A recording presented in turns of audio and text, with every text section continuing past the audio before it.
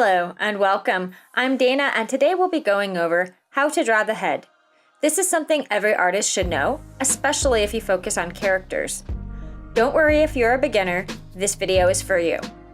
This process is a simple, straightforward look at the proportions of the head.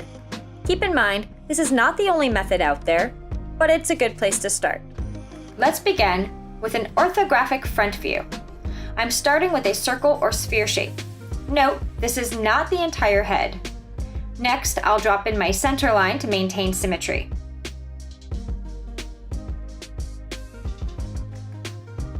From there, I'll set my chin and close up the head, so I have an egg-like shape or something that kind of looks like a Spider-Man mask. Now I want to put in my guidelines. So I'll divide the circle in half one more time to create the brow line, not the eye line. Then I'll add a hairline and a nose line. Now this isn't necessarily the actual hairline, as that can vary from person to person, and the nose line is the bottom of the nose, not the tip of the nose. And it should be about halfway between the brow and the chin. Once you have these lines, you will see that it divides the face from the hairline to the chin into thirds. This is the important bit. Remember, the distance from the chin to the nose to the brow, and the brow to the hairline is generally the same.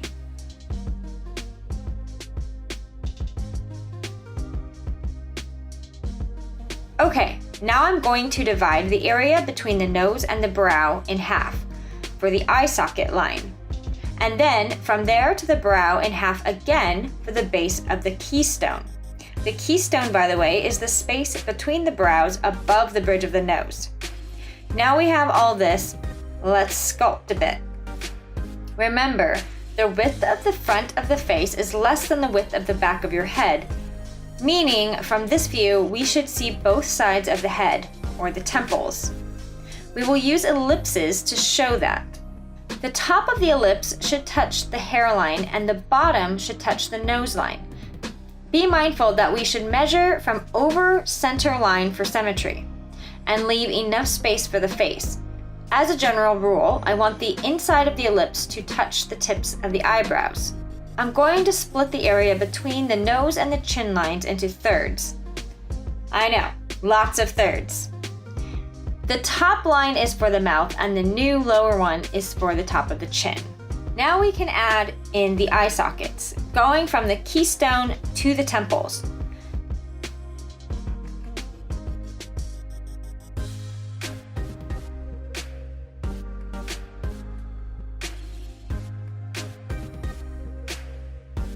Next, we can add the bridge of the nose, but stop short of the nose line.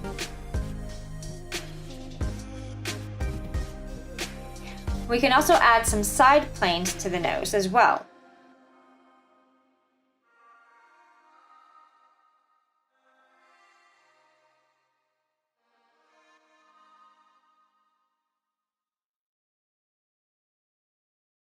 And at the bottom, we just close this shape up. I like to use an oval shape just to round it out.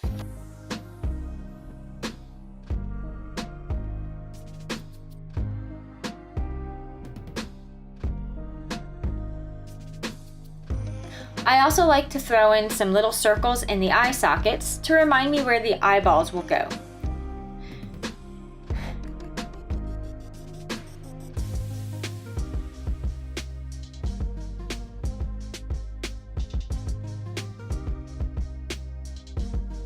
Now we want to carve out some killer cheekbones and make an egg-shaped Spider-Man mask look more like Iron Man.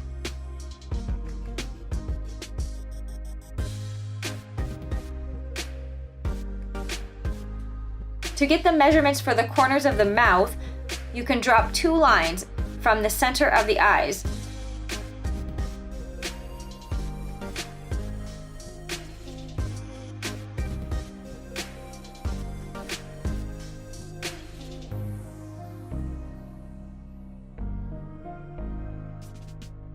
And the mouth should curve down just slightly at the corners.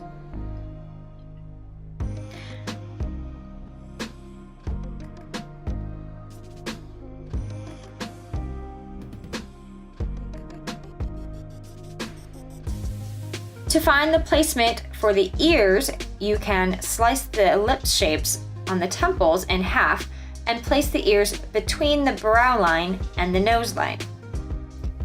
The vertical line on the temple also marks where the mandible hinges. Now for the fun part. With all of our measurements in place, we can start laying in the features. Because I'm working digitally, I can turn down the opacity of this layer and draw the features on a new layer. If you are drawing on paper, I would recommend drawing these measurements very lightly, so you can draw the features on top. And the more you practice and learn where to place the features, the less measurements you will need to draw. When inventing faces, think of all the different options there are for the features. Kind of like a good character creator in a video game. Always my favorite part. There are endless variations of shapes and sizes when it comes to the eyes, nose, mouth, etc. For the sake of this demo, I'm going to keep everything relatively generic. For the eyebrows, since I'm drawing a female, I want to emphasize the arch and increase the distance between the outer ends of the eyebrows and the eyes to make them look more feminine. This is where you can really get creative. By changing the size or shape of the features, you can get an infinite number of faces, from old to young, male to female, and even alien or fantasy creatures. So play around and have fun. For the eyes, I want to avoid drawing overly symmetrical football shapes. Every eye is uniquely asymmetrical. Starting at the tear duct, the top lid is short on the inside and a long curve to the outside, and the lower lid is short on the outside and a long curve to the inside.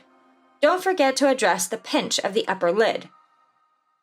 Here, I'm adding some more detail to the eyes, adding eyelashes and shading the pupils and irises, but I'll go over all that in another video.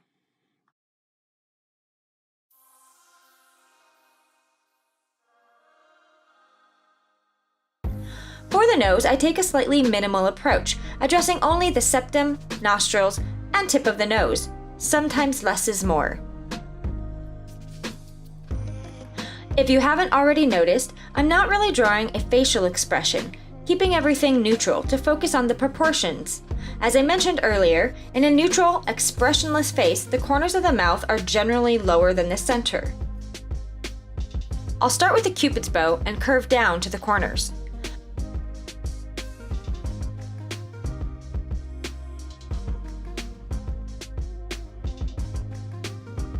The bottom lip is a simple curve from corner to corner.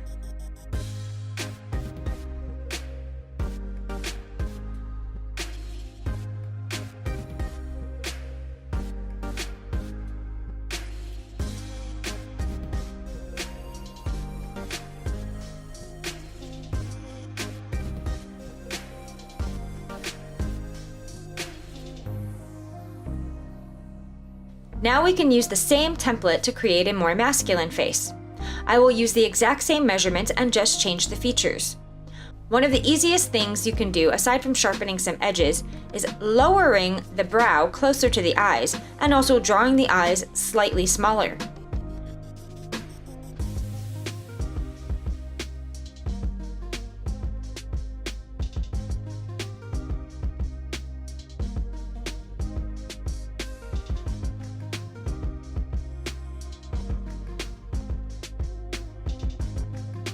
I also make the nose a bit wide at the base, as well as give him a strong jawline and a wider chin.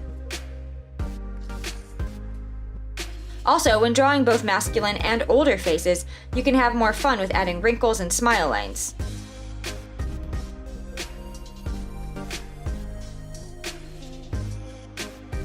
Now you can add some hair or accessories to give your character more personality. And again, I can do a whole video all about hair.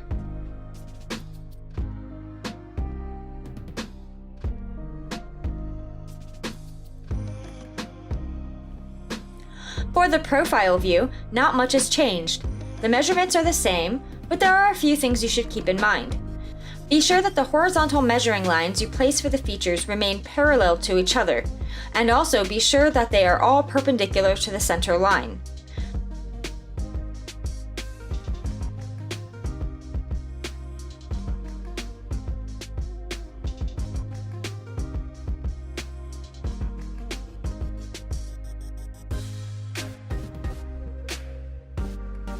Being that this is a side view, we can see that the ellipse we drew for the temples on the front view is now a flat circle from this perspective. The vertical line that divides the temple should be parallel with your original center line. Lastly, all of my contours will comprise of soft curves and transitions to again emphasize femininity. Whereas if I were drawing a male, I would use sharper edges. Of course, these are just general guidelines because each person's face will be different and you will have to adjust depending on who you are drawing.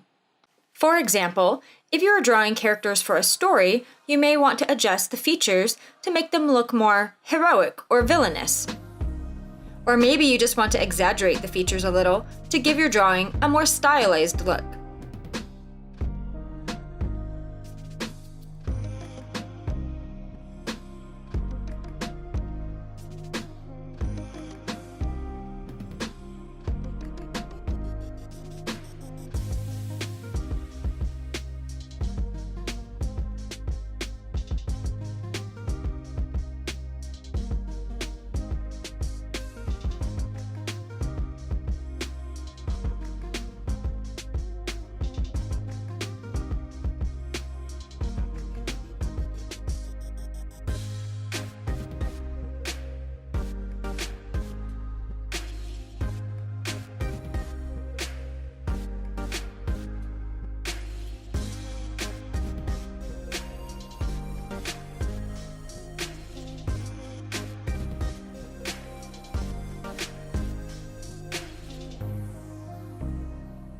Now we're going to draw a 3/4 view with a slight tilt.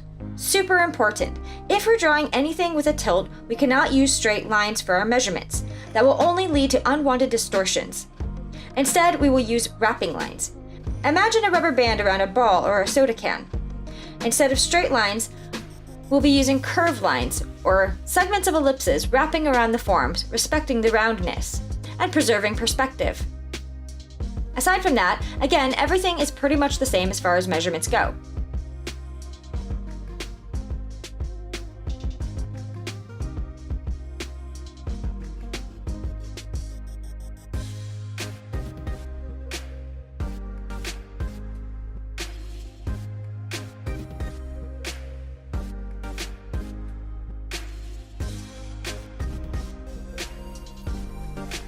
Whenever drawing faces, I would highly recommend using reference, like photos, or even having someone pose for you. Even if your intention is to have a more graphic or cartoony style, having a better understanding of the actual human figure can only strengthen your design sensibility. And speaking of stylizing, that's exactly what I'm going to do here. Just so you can see, I'll make the eyes larger.